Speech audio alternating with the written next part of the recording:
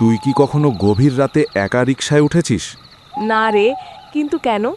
আজ যে গল্পটা বলবো ওটা একজন রিকশা চালকের নিজের মুখে শোনা। আর বিশ্বাস কর, শুনলে তোর ঘুম উড়ে যাবে। লোকটার নাম ছিল হারান। কলকাতার একটা পুরনো এলাকায় রাত করে রিকশা চালাতো। সেই রাতে সময় প্রায় 2টো, পুরো রাস্তা ফাঁকা, শুধু দূরে একটা কুকুর ডাকছিল।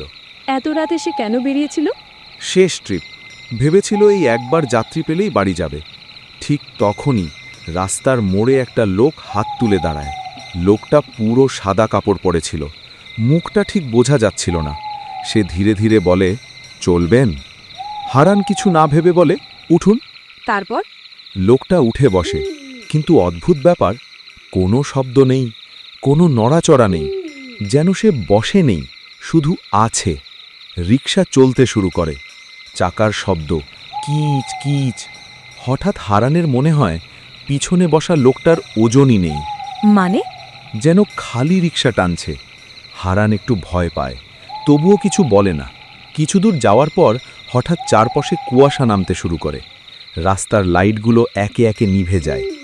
1, 2, 3, পুরো রাস্তা অন্ধকার। তারপর সে কি করে? সে পিছনে তাকায়, আর তার বুকটা থেমে যায়। পিছনে কেউ নেই, রিকশা ফাঁকা। কি? তাহলে যাত্রী গেল কোথায়? সেইটাই তো ভয়ঙ্কর, কারণ সে স্পষ্ট অনুভব করছিল কেউ এখনও বসে আছে।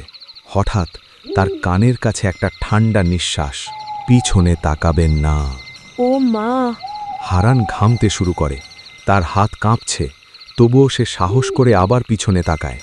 এইবার সে দেখে একটা মুখ, পুরো পুড়ে যাওয়া, চোখ নেই, শুধু কালো গর্ত, আর মুখে একটা ভয়ঙ্কর হাসি। তারপর? লোকটা ধীরে ধীরে সামনে ঝুঁকে আসে, আমাকে নামিয়ে দাও। হারান রিকশা থামাতে যায়, কিন্তু ব্রেক কাজ করে না। রিকশা নিজে নিজেই চলতে থাকে, আর রাস্তা বদলে যায়। মানে? সে দেখে চারদিকে শুধু পুরনো ভাঙা বাড়ি, আর অনেকগুলো ছায়া দাঁড়িয়ে আছে, সবাই তাকিয়ে আছে তার দিকে। হঠাৎ রিকশা থেমে যায়, লোকটা নেমে দাঁড়ায়, তারপর ধীরে ধীরে বলে, এটাই আমার জায়গা। হারান নিচে তাকিয়ে দেখে ওটা একটা শ্মশান। ও মা! হারান আবার মাথা তোলে, কিন্তু লোকটা নেই, শুধু বাতাস, আর দূরে আগুন জ্বলছে। পরের দিন সকালে লোকজন হারানকে রাস্তায় অজ্ঞান অবস্থায় পায়। সে শুধু একটা কথাই বারবার বলছিল, সে আবার আসবে। শেষ টুইস্ট, আজও নাকি রাত 2টোর পর কলকাতার ওই রাস্তায় একজন সাদা কাপড় পরা লোক দাঁড়িয়ে থাকে, রিকশা থামায়, উঠে বসে, আর কখনো নামে না।